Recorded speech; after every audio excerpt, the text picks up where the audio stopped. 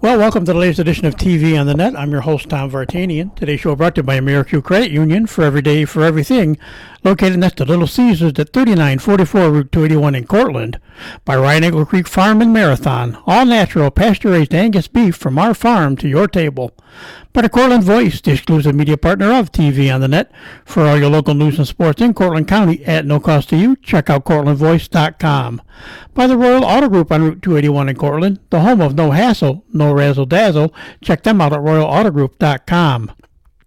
By Yeaman Real Estate at the entrance to Yeaman Park off I-81, exit 11 in Cortland. By Nikki C's Hometown Pizzeria and Meatball Shop on Route 281 next to Hobo's in Homer. Find them online for fast, secure ordering or call 607-749-5300. They have a unique menu with dietary-specific options. Nikki C's, your grab-and-go specialists. By Graftex, located on Elm Street in Cortland. Founded in 1984, they provide custom screen printing and embroidery for teams and local businesses. Graftex continues its dedication to servicing customers' needs for innovative graphic designs, custom and printed apparel, and quality service. They are easy to contact at 1-800-417-7791. By Seven Valley Agency at 18 Tompkins Street in Cortland for all your personalized insurance services. Give them a call at 607-753-1821 or check them out online at sevenvalleyagency.com. Seven Valley Agency, where your money matters, our advice counts.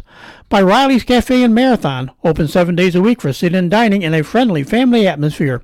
Riley's also offers carry-out and catering for some events. Check them out online at rileyscafe.com or at 607-849-6434. By Isaac Merker Studio, handling all your photographic needs in Central New York since 1982 at 74 Hamlin Street in Cortland. Give them a call at 607-756-0849 or check them out online at isaacmerker.com or on their Facebook page. By Arnold's Flower Shop, your premier wedding florist at 19 West Main Street in Dryden. Holiday arrangement centerpieces and evergreen items are now available. Call 607-844-8601 or order online at arnoldsflowershop.com.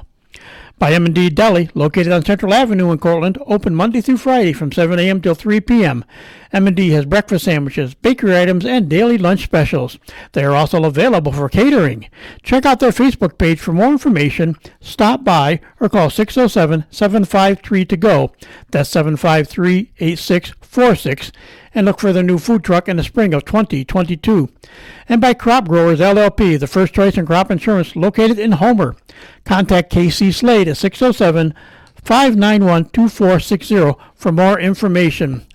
Well, this is the first show of 2022. Kind of ironic, we ended 2021 with a marathon coach. We had Jim Holland on talking about the Marathon boys basketball team. Well, we stay in marathon as we open up the new year. Of course, everything will be up, is always up in the air, as we know, with the new resurgence of COVID. But so far, knock on wood, that hasn't screwed up schedules too much. But it did kind of affect this team that we're going to talk about today. In fact, they held a Christmas tournament that they could not play in. But we are talking about the Marathon girls basketball team, 5-2 right now in the season, and looking to get back into action. Actually, tonight as they take on Groton, so that'll be their next game. But with us right now is their coach, Andrew Pierce. So, Andrew, welcome and Happy New Year. Happy New Year to you, Tom. It's a pleasure to be here today.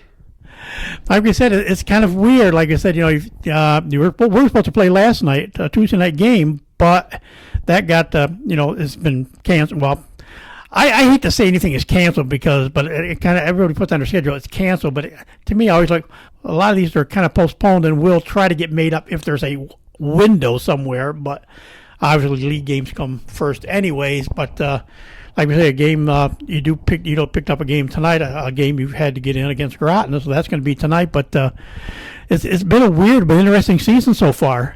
It has been a weird season, especially in our program. I talked to some coaches throughout the league. We've had one game where we've had a full roster and only 3 practices all year where we've had a full roster. So we're trying to get mixed and match, fit the pieces of the puzzle together to do things in practice that can translate into a game. So hopefully we get through this break. A lot of our players are coming back off quarantine, and we'll get back in action tonight.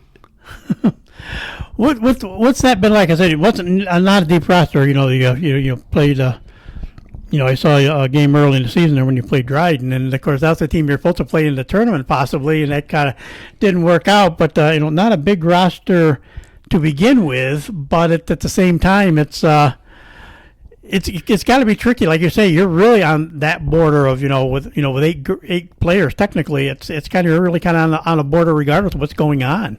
Yeah, it's been interesting. I check we get a daily report of eligible players, and it's something I'm paying attention to a lot this year. Show up to practice, and 2 players are missing for quarantine, or just a regular appointment here or there. So it's been tough. But the girls know the situation, and they step up and they're ready to play. We've got a good number of JV players available at practices, so they jump in with us. And fortunately, we've been ready for games. We're 5-2, so it's been working so far. It'll be nice if we can get a full roster here by the end of next week, so we can finish the season with a full roster. Like we said, the season did start back on December 1st, a big, convincing, 30-point win against Dryden. Then follow that up with a nice win over Lansing. A program that was good for so many years. They've kind of fallen a little bit of hard times now at Lansing, but, a big win there. Then a tight win over Whitney Point, 5-point win. And then, again, one of those they've become a terror in the league. Moravia lost a close game to them, but lost by a point to Moravia for your first loss, and then you came back with a win against Southern Cayuga, and then lost against a team I have seen too. I saw them play Groton. I saw Union Springs play also this year, and they are very good this year again. So that was your second loss, and then you closed out the first part of the season, the 2021 portion of the season with a win over Canada. So for that 5-2 mark right now, like we said, there was a tournament. You're looking forward to you guys host a tournament down there in Marathon, but you were the one team that couldn't play in it, so Groton and Dryden squared off in the finals. So, it was the other 2 local teams kind of squared off in the finals, and Dryden beat Groton on that occasion. But that had to be surreal, though. You guys are hosting a tournament, and you're not actually competing. Yeah, it played out that way. I actually tested positive for COVID on Christmas Day, and I had to let people know that I wouldn't be at the tournament, and then the news started trickling in that we had 4 players test positive and another player that was getting tested. So we were down to 3 players on game day, and it just wasn't going to happen. Throughout the season, we've had enough to play in games. You mentioned our schedule, the games we played. The girls have been playing really well. That game against Moravia was it's hard to say it's a good loss, but as a coach, you learn some of the losses are good losses because our girls learned. We put some things into their next practice, and they applied them in the game against Southern Cayuga. So I'd rather, if we can get those losses out of the way and learn and build on them early in the season. As you well know, the end of the season is what counts, and so the girls are coming together. Even though they're not at full strength, they're all playing their part this year. I know as long as two of them are healthy, two certain players are healthy, things will go really well. And of course, we'll talk a little bit about the team. And of course, one of those, of course, is one of you is your captain on the team this year. She's a senior, and as you were saying, we said before we got started here, she's about 200 points away from the school record. Why don't we start with your captain this year, senior Brooke Tillotson? Brooke Tillotson, huh? Quite a player. She's probably going to be. Surprise! We haven't been talking about the school record, so this will be the first time I've talked about it. But yeah, she's all everything and has been all everything. This is her 5th year on the varsity. She's like you said, about 200 points away from the all-time school record. Unfortunately, last year we only got 12 games in. She'd probably be closing in on 2,000, Tom, by now, and. We know the records there. Brooke is the ultimate team player, the first person to cheer for everybody, the first person, if she's got to go to the bench, she doesn't like it, but she's there for the team. She does whatever it takes. She's been our leader since she was in 8th grade, playing point guard, usually covering the toughest person on defense. And she's a girl that has the natural talent, but also the work ethic. She puts in more work, and that's one of the things I try to talk about when we give her awards or MVPs at the end of the year, that this girl doesn't just show up at games and play well in games. She puts in the work. She has a basket in her barn with the lights. She's shooting. She's at every open gym, every clinic, plays AAU at a very high level. She's passionate about it, and she puts in the work, and she expects that from her teammates too. She's there trying to get the other girls to play better, and the people that you look at that are professional basketball players, and they always say the best players are the players that make the other players better, and she does that. She's always she's working. She's a luxury, especially in this COVID time. It's like, okay, our numbers are low. Is Brooke ready to go? Because if Brooke's ready to go, she is pretty close to an unstoppable force out there. And, she's averaging, I think, close to 23 points a game, which is down from last year. Last year, she started out averaging 30. I think she finished at 29. But she plays so smart. I talk to college coaches, and they notice her basketball IQ. They notice, one of the coaches talked to me, said it's not all the time that a player gets it on both ends of the court. And she knows that defense is just as important as offense. And for a player like her, it starts with her defense. She'll get double figures in steals and turn those into fast break layups for herself or for her teammates. So she knows that if she busts her butt on defense, it's going to translate into those numbers that people notice on offense, but they don't see a lot of the little things, the defensive positioning, the help defense, the block shot. She's become a shot blocker this year, which has been fun to watch. She can do it all. It's been a real joy to I've watched her since she was in 6th grade, and to see her come up through and to see how much she loves basketball has been exciting. And of course, she toughened herself up in that barn with 3 older brothers who all were pretty fair athletes in their own right. So I mean, So and they never, and when I talked to all of them, they never took it easy on her. But by far and away, I think that benefited her as strong a player as she is. Just going up against Andrew and Jack, and maybe not Jack as much, but Ryan and Andrew especially. Yeah, I want to say thank you to the Tillotson brothers. You're being tough on her has definitely benefited her and benefited our program. And of course, like I said, she's an outstanding soccer player. She plays, I think, softball in the spring. She likes that, but I know she loves basketball. So I'm still waiting that final commitment where she's actually going to end up going. I just still not really saying, but I mean I've just seen her dad keeps us updated on where they visited and what they've been doing, and she's got a lot on her plate this year. Yeah, it's quite a process. We've got her on a couple of websites. I get emails from coaches. Can we contact Brooke? And I reach out to Brooke. Most of the time, I reach out to Brooke. Sometimes I'll send her ones, and she'll be like, "Coach, what are you sending me those for? I'm not going there. Or I'm not doing that." But it's an exciting process, exciting time for her. She is taking a full load with her courses. She's outstanding academically. Just a great young lady, well-rounded.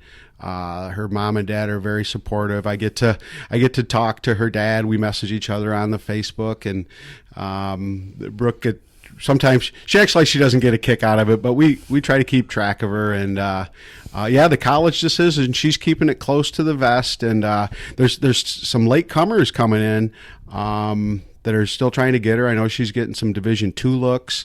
I know over the summer she had some smaller D1 schools, Colgate and Siena, which are great programs, and a lot of D3 looks. Cortland State is one of them. So it'd be nice to keep her close to home so the locals and coaches and everybody can still get to watch her play at the next level. I think her best basketball is still yet to come. Yeah, you might be the only one of the family that doesn't somehow find their way to Iowa. It's where most of them go. Well, Jack actually is up at Syracuse, but I mean, for the most part, they all kind of gravitated out that direction, which I think is kind of funny. And I will say, as much as I've watched her grow up throughout the years, I covered her between my previous job and what I'm doing now. We talked a year ago, Thanksgiving. That's when I actually did I got pretty much the whole family. And one day I got the whole family recorded from podcasting my early start. She was the first one that opened my eyes to what it's like being a player in COVID. Because we were hoping they were going to have a season and everything in marathon, but she's going at the same time they're still playing, and she was playing club ball, and she goes, "It's funny, you're still playing club, and all of a sudden you're down there, you're playing, you're not as much worried about how good you're going to play. Obviously she goes, you want to play good, but you're just waiting. You don't get that Monday or Tuesday text. We had an outbreak, and so you got to get tested for COVID, and so I'm going, that's a lot for her. And back then, I think she was still a sophomore. I think that's her sophomore season. We were talked about that. Or I don't know if anybody her junior season, but either way, it's like that's a lot for a kid to think about. You go out and play, and you had to worry about wherever I just was. Is there going to be a message? Yeah, the end of her sophomore year, which was a great year for her and the team. She scored her 1,000th point. We ended up in the second round against a tough team, Franklin. We got that sectional game in, and then a week later, our boys team was marching towards probably a shot at the state title and a run from the previous year, and that got shut down. And after that, we were coming back last year, and it was we're gonna practice like we're gonna play games. And Coach Pierce was being optimistic. We're going to play. I had no idea. And then when we got the news that we would finally, have a season, only the 12 games. But, yeah, it's especially, with someone that's getting colleges looking at her and are we going to play? Aren't we going to play? It's, it's for her future. Everybody loves high school basketball Friday nights and Tuesday nights or Wednesday nights. So this is, it's not the whole world, but to these kids that want to play ball, it means a lot to them. And it's been tough to, even the girls that are in COVID now. I got one that I've been talking to her mom, and she's devastated that she can't play in the game tonight. And I think we're going to talk about her probably in a little bit. But these kids love the sport. They love being on the team. They love showing what they've learned in front of their friends and family. So it's been tough. It's kind of, like I said, it's an interesting team. Like I said, there's only 8 players, but Brooke's one of the seniors. Well, there's only one other, and they've been running mates for a long time together, and that's Paige Herbert.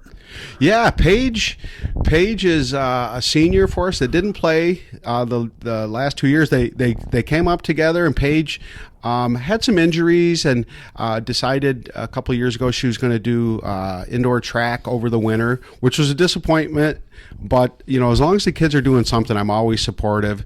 In the back of my mind, I'm like, I wish they could play, they could help us. And I got the news this summer that Paige was coming back to basketball, and I knew her sister Bailey was going to play, but when Paige came back, Coach, your wheels start turning. You want to plug these players in. You want to see where they'll fit. Especially after not playing. And she came back excited to play, willing to learn some things that she may have missed. And she has done an outstanding job for us this year on the boards. Getting rebounds, finding the open person, and the added bonus is she's been able to score, which wasn't anticipated. We got a couple girls that are scoring, and then we talk about it. We got our first level scorers, second level scorers, and anything that can be added is a bonus. And Paige is one of those players. She gets 6 points a game and 4 rebounds.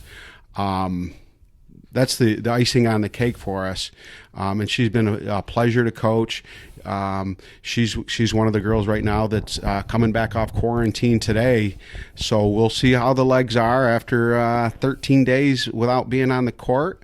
I've got her and her sister and another girl that I'll be able to run them in and out as frequently as I can to keep them fresh. But she's done a great job for us. And so those are the only 2 seniors, and there are 2 juniors, and we might as well stay in the Herbert family. Go ahead, and one of those 2 juniors is Bailey Herbert. Yeah, Bailey's a lot of fun to coach. She's one of those kids that is very coachable, wants to please the coach, wants to please the team.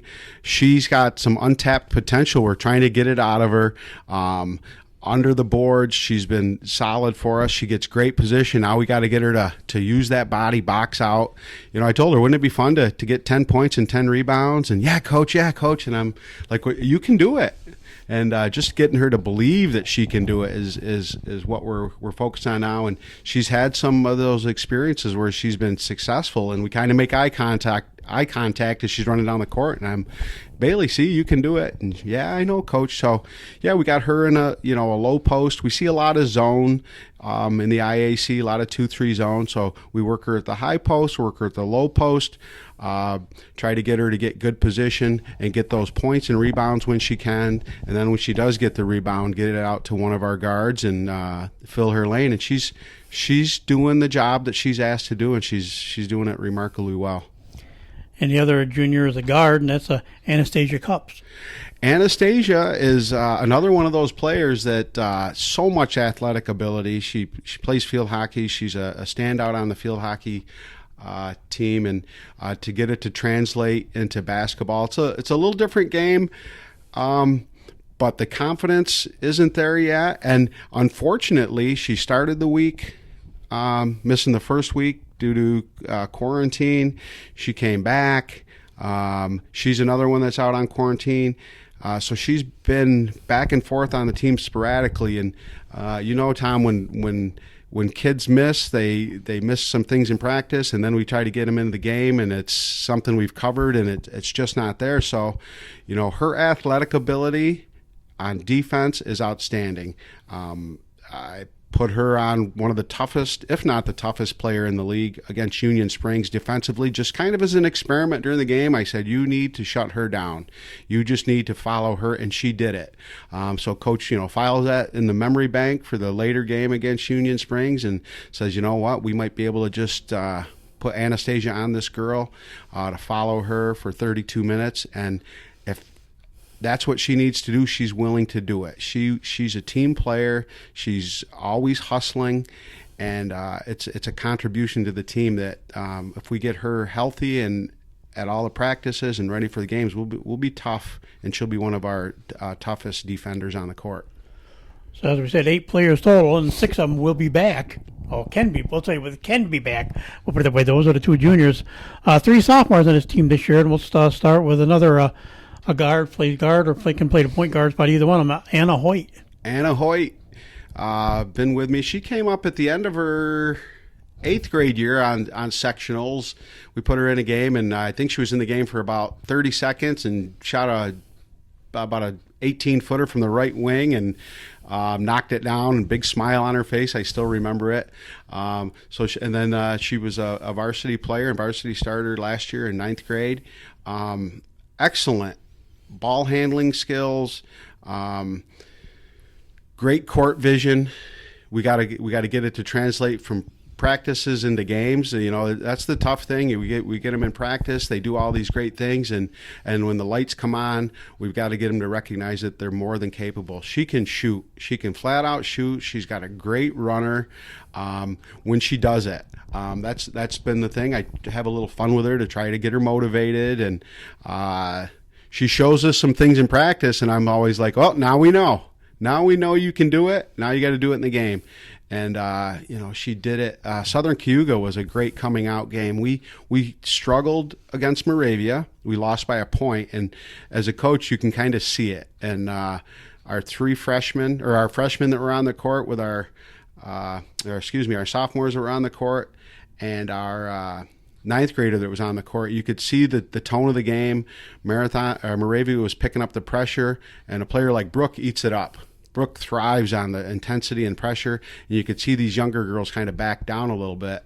So we had to practice the next game where we stepped up the intensity, and we did some walkthroughs with the JV boys. They put in a press against us, and I had the JV girls on the sideline yelling and screaming to try and replicate what was going on at Moravia.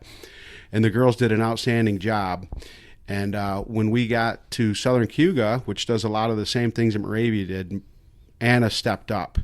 Anna didn't back away from the pressure. She attacked the pressure and hit I think 3 runners, a catch and a rip through, drive to the basket, and a little runner. So it was good to see. That's why I talked about that Moravia game being a good loss for us, because the girls got to see what they can do after the fact. And Anna was one of those girls that showed us that, she can thrive in the pressure, hit the big shots for us.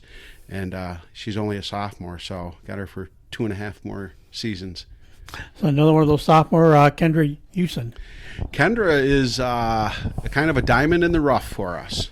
She also came up early. At the end of the season last year, she played a couple games at the end. She's got great fundamental skills, great footwork. The speed of the game from JV to varsity in the IAC, Tom, you've seen it. IAC is one of those leagues where it's, especially in our division, the North Small is always tough, always physical. And we've got to get Kendra to use her body. I mean, I sometimes forget. I've known her for a few years. I forget she's only in 10th grade. And, putting her in these situations against girls that are seniors and juniors that have been playing is a tough task. But she's got the fundamentals. She's got the footwork. She's got the skills. She's got the willingness. She's definitely going to help us in game situations where we gotta get those rebounds. We got to get somebody to box out. And if she keeps improving, she's going to be a starter for us. She's going to come off the bench for us, get some quality minutes. And we're not asking for 30 points a game from her. 6 points, 4 rebounds, and she's more than capable of that. So we're looking forward to that. And I saved the last of the 3 sophomores for last because.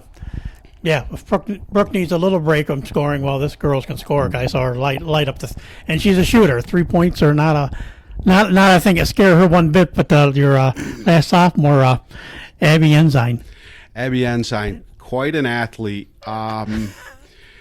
Athletically, she's up there with Brooke. The physical capabilities, the running, the jumping, the speed, the quickness, the length. And she's only a 10th grader. She played for us as an 8th grader. She was on the varsity. She was going to come off the bench for us, and we had a game. First game of the year, one of our guards got hurt. Molly Merrihew went down with an injury, and it was time for the 8th grader to step up. And I still remember that game. She had her first start at Groton and scored 18 points. And the writing was on the proverbial wall that you're capable at this level of putting up some good numbers and doing some great things. And, this year the first game was at Dryden, and she came out, and it's such a treat for a coach to be able to – I mean, we know they're going to try and shut Brooke down. We know we're going to see some junk defenses, maybe a box and one. Or triangle and 2 to take her out of it, or a chaser defense or something. And to have that extra person out there was something we were looking forward to, but we didn't know how much. And Dryden chased Brooke around a little bit, and we just did a little 4-low set. And I said, you dribble up the court and pass it to Abby, and Abby, when you get it, you shoot. And I think within the course of 3 or 4 minutes, she had hit 5 3-pointers. She hit 1 at the end of the first quarter and then 4 more in the second quarter. Finished with 20, 26 or something like that. But it was great to do that in the first game because now she knows. Now she knows, or starting to know what we already know. And we do it in practice. I said, you shoot from there. From here, coach? Yeah, you shoot from there. And she'll step up from one of the letters on the court, and the marathon letter, and bang, knock it down, and her eyes light up. And okay, we've all seen that you can do it. So you have a green light until one of the coaches says, okay, let's drive to the basket. Let's get a layup. Maybe you need to get to the free throw line. Take the pressure off Brooke a little bit. She's capable of taking over a game and taking all the pressure off Brooke. So, that's been one of the goals. That's, Brooke's scoring average is down. I would love for Brooke to score 40 a game, but the victories are what we need, and Brooke's willing to share the ball with Abby, and if those 2 girls can go out and get 20 points a game and we get the victory and some other girls step up, it's great. So yeah, Abby, I forget sometimes she's only in 10th grade, some of the things she does, and she's ferocious out there. When things and other kids aren't stepping up, she lets them know, we got to go, we got to toughen up, we got to attack, trying to keep her positive, She reminds me a lot of me when I played, and it's been a good tool to use for her. That she'll make 3 out of 4 shots, and she'll be worried about the one she missed, and that's no good. We got to move on to the next play. So yeah, me and Brooke get after her a little bit. We tell her she's got to shake it off and get on to the next play. And when she plays free out there, she is fun to watch and fun to coach. I can sit there and they go out there and make me look good. I do. When I saw the roster, like I said, I was at that drag game, that first game she hit, nailed all these threes in the first half, and I kept going. I thought for sure she's a junior or a senior, because she, like I said, I've seen her for so long, and I'm going, man, I've seen her all this time. She's only a sophomore. Yeah, it is. It's just what she was like. Well, she was like Brooke back as a freshman or a sophomore. It's like that same, man. You think they're older, and but between those two, they pack a great 1-2 scoring punch, and that's still, that's still not the full roster. You still got a freshman on the team as well this year, Addison Orem. We try to keep her a secret, Tom, but She is a talented young lady, very athletic. I just realized this week I kind of was watching our Christmas tournament, and the cameras were still on, and her and Brooke were out there shooting between games, and I was watching her dribble. And between the legs, behind the back, going for a lap between the legs. Pretty good ball handler. How about playing some point guard for us? And she got a big smile on her face. No, coach. And she loves the game of basketball. She loves being part of the team. Such a delightful young lady. I don't think I heard her actual speaking voice until about 3 weeks into the season. She's very quiet, but super coachable, super willing. She can also put the ball in the basket. She's a team player.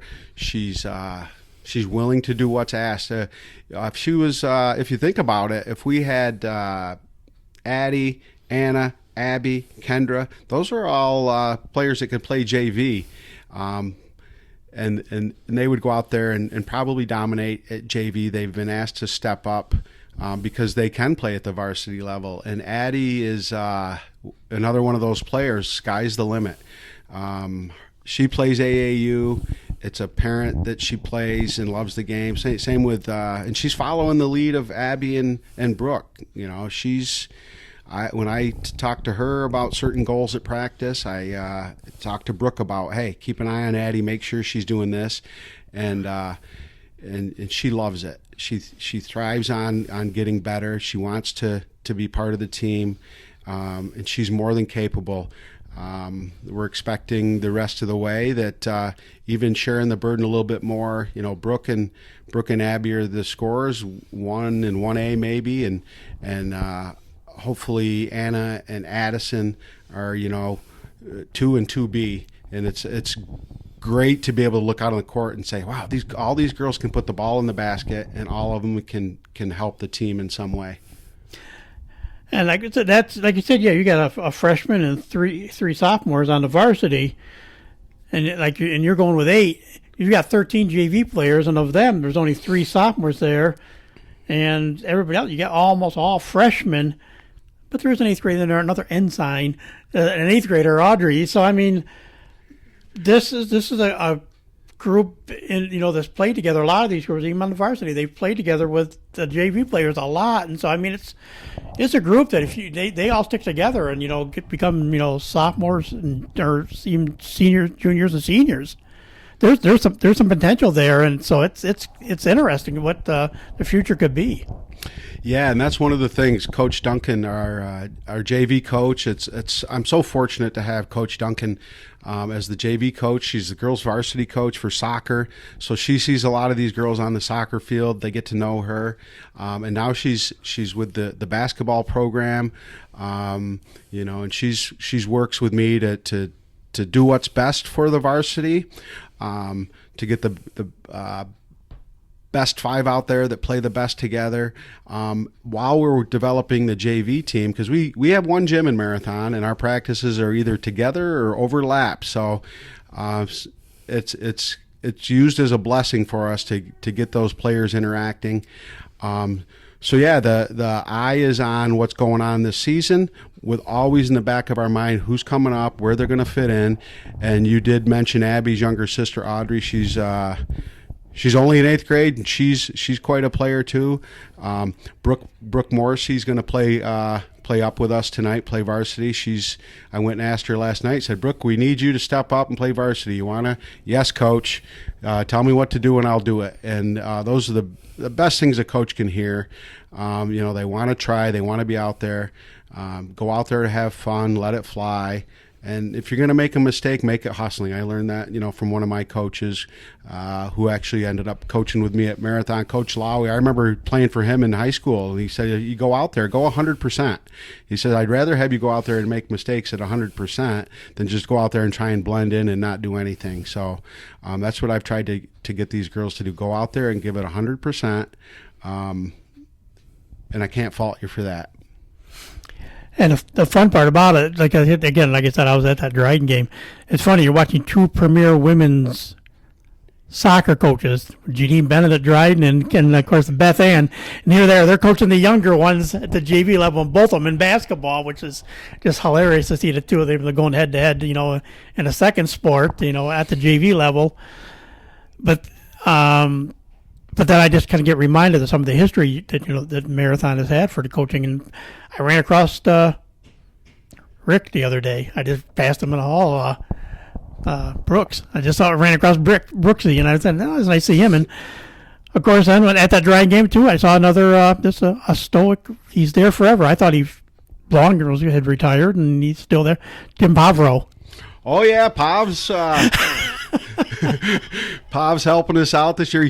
I asked him to come back. He was when I went to work down there coaching. He was working the score table, and I was fortunate. I had an assistant coach for a year, and then a couple of years I didn't. And that assistant coach, especially at the varsity level, there's so much going on. And I reached out to Jim, and he was happy to come back, happy to tell me he wasn't going to ride any of the buses.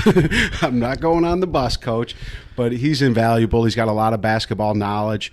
He's got a rapport with the kids, giving the kids nicknames. And, that's another thing I learned from Coach Lowy is, the head coach is not the nice guy, and the assistant coach is the fun guy that the kids go to talk to and joke around with. But while they're learning, Coach Pavro's teaching them stuff, having fun with them. Maybe gets to lighten me up a little bit. Gives me some pointers, stuff I don't see. And having him as an assistant is proven valuable for practices, for games, for morale for the team. And so fortunate to have him helping us out this year. You're in the same boat kind of at Groton, because I've done all three courts. I talked to Laszlo back last year, and then I got Justin Albro, one of the last ones I did before the end of the year, rode around. And Groton's a lot like you. They're, don't have a full 10 to practice with. So, like you say, in the players you've got, how tricky is that to mix and match and, you can't, like you said, you got to get either like the JV boys have helped out or the JV girls who got to come over to simulate some of these press situations and stuff, because you don't have a full group of varsity players. It's challenging, and as a younger coach, I think and I don't know if other young coaches relate to this, but I was more focused on the X's and O's. What brilliant thing can I come up with? And when you've got these brilliant plans and 7 players walk into the gym for practice, you're like, well, there goes those plans. So it's I've kind of changed in the skill development, the fundamentals. Get these kids to play basketball, because the X's and O's can come and go, and the most brilliant plays in the world, and the coaches, if the kids can't play basketball and put it in the basket. That's what it is. Put in the basket, play defense. So, change your lesson plans and hope they can translate well into the game. So, if we can adjust our drills and adjust our plans to get the kids to just play basketball, instead of running a specific fast break, because we only have maybe 7 kids at practice. or a press break. Okay, we're just going to play this game called Ultimate Ball. Ultimate Ball is just like Ultimate Frisbee. You don't get to dribble. You get 2 dribbles inside the paint. Your basic rules are catch, jump, stop, and look vertical. So that's not our press break, but when things break down, I tell the kids, hey, just play Ultimate Ball. You pass, you cut, you get open, you find the open player. You don't dribble to get into trouble. You dribble to get out of trouble. So, yeah, it's taking the focus off so much X's and O's and just getting the kids to play basketball, and it's translated well, especially with the talent that we have. You know, Brooke can just go out there and play basketball. Abby can go out there and play basketball. Addie, Anna, now these girls aren't so much tied to I have to run to this spot, I have to run to that spot, because that's the play. Now they're out there playing basketball, and it's like you said, with these young girls playing together, you can just go out there and turn them loose.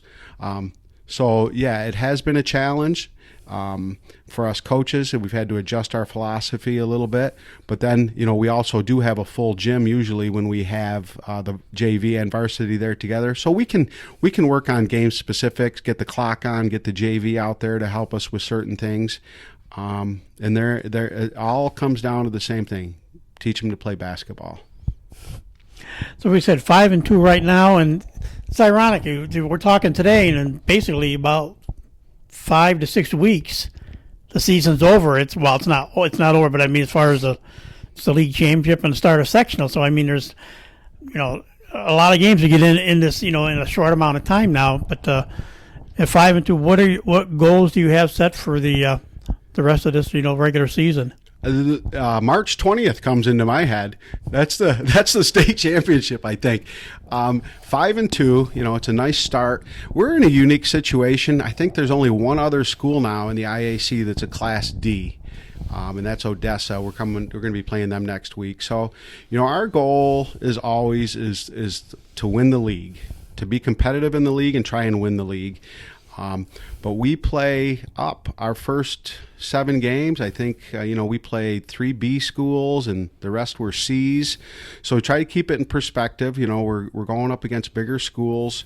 And we've competed. You know, we lost by 1 to Moravia at our place, and I think 9 or 10 to Union Springs, and they're the toughest team in the league with 3 junior players that are outstanding. I think their point guard's getting D1 offers already. So for us to hang in gives us an optimistic outlook. Get through our league games, get through some non-league play. We've got Groton tonight, which is always tough, and then Newfield on Friday. You know, we're always looking to win about 75% of our games, be competitive in all our games, and then get ready for sectional play. Sectionals is like a second season. We don't get to see a lot of the teams that we look at. The teams that are our size around here play in a different league, in a different section. The Driders, Cincinnatus, McGraw, they play in a different section, a different league.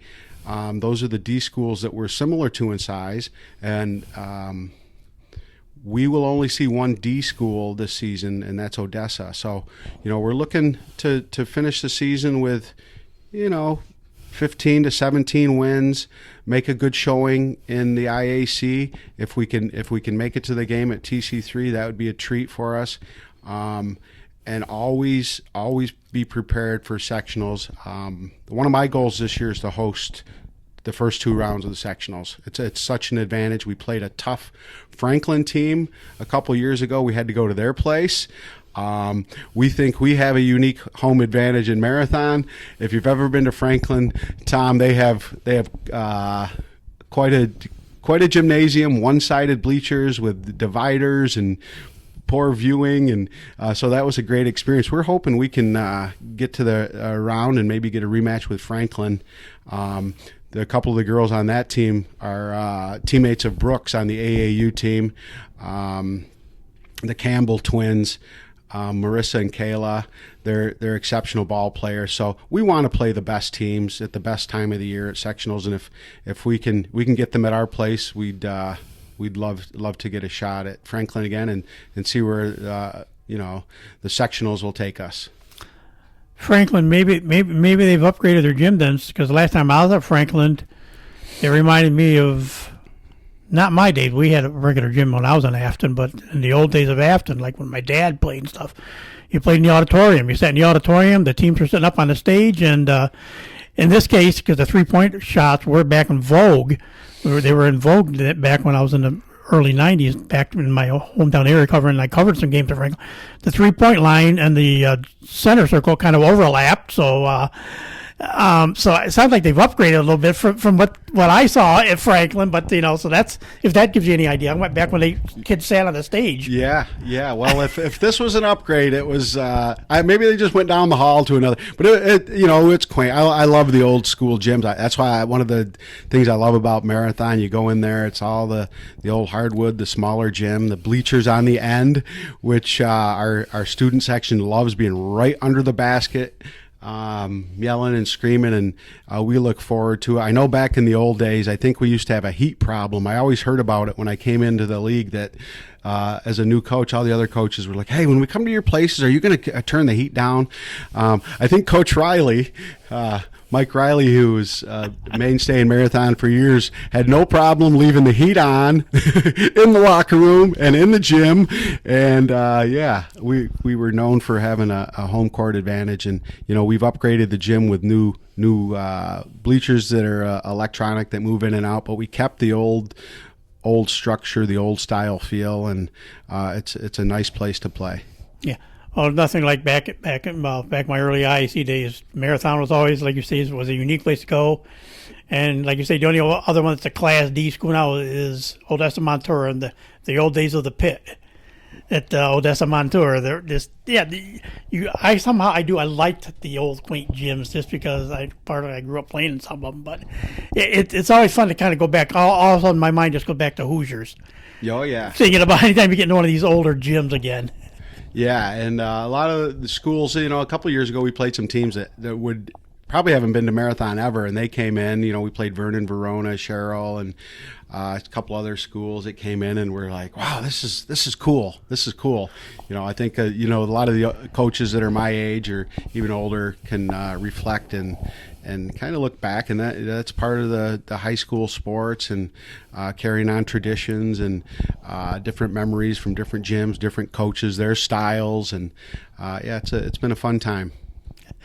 Well, Andrew, thanks for taking time to talk to us, and I gotta get down. I'll get down there sometime this year to Marathon and watch a game again, because it's always I kind of like sit off to the corner of the student section down there. I like that little corner. That's where I used to do radio games out of. Down in that corner, we'd put a table out there and in the one corner there, and watch do our games from there. So I mean, it is fun to go down there. So I hopefully to get down there this year and catch a game. But thanks for taking time to talk to us, and best of luck the rest of the season. Thanks for having me, and thanks for doing this. It's great for the kids and the local sports to have a voice like yours promoting us and keeping everybody interested. Thank you very much. And with that said, that'll do it for this edition of TV on the Net. Today's show brought to you by American Credit Union, for every day, for everything. Located next to Little Caesars at 3944 Route 281 in Cortland. By Right Angle Creek Farm and Marathon. All natural, pasture-raised Angus beef from our farm to your table. By the Cortland Voice, the exclusive media partner of TV on the Net. For all your local news and sports in Cortland County at no cost to you, check out CortlandVoice.com. By the Royal Auto Group on Route 281 in Cortland, the home of no hassle, no razzle-dazzle. Check them out at RoyalAutoGroup.com. By Yeaman Real Estate at the entrance to Yeaman Park off I-81, exit 11 in Cortland. By Nikki C's Hometown Pizzeria and Meatball Shop on Route 281 next to Hobo's in Homer. Find them online for fast, secure ordering or call 607-749-5300. They have a unique menu with dietary specific options. Nikki C's, your grab-and-go specialists. By Graftex, located on Elm Street in Cortland. Founded in 1984, they provide custom screen printing and embroidery for teams and local businesses. Graftex continues its dedication to servicing customers' needs for innovative graphic designs, custom and printed apparel, and quality service. They are easy to contact at 1-800-417-7791. By Seven Valley Agency at 18 Tompkins Street in Cortland for all your personalized insurance services. Give them a call at 607-753-1821 or check them out online at sevenvalleyagency.com. Seven Valley Agency, where your money matters, our advice counts. by Riley's Cafe and Marathon, open 7 days a week for sit-in dining in a friendly family atmosphere. Riley's also offers catering and carry-out. Check them out online at rileyscafe.com or call 607-849-6434. By Eisenberger Studio, handling all your photographic needs in Central New York since 1982 at 74 Hamlin Street in Cortland. Give them a call at 607-756-0849 or check them out online at eisenberger.com or on their Facebook page. By Arnold's Flower Shop, your premier wedding florist at 19 West Main Street in Dryden. Holiday arrangements, centerpieces, and evergreen items are now available. Call 607-844-8601 or order online at arnoldsflowershop.com. By M&D Deli, located on Central Avenue in Cortland, open Monday through Friday from 7 a.m. till 3 p.m. M&D has breakfast sandwiches, bakery items, and daily lunch specials. They are also available for catering. Check out their Facebook page for more information, stop by, or call 607-753-TO-GO, that's 753-8646, and look for the new food truck in the spring of 2022. And by Crop Growers LLP, the first choice in crop insurance located in Homer. Contact KC Slade at 607-591-2460 for more information. So once again, best of luck to the rest of the season to the Marathon girls basketball team. Thanks to my guest, head coach Andrew Pierce. I'm Tom Vartanian. Thanks for listening, and we'll talk to you again soon.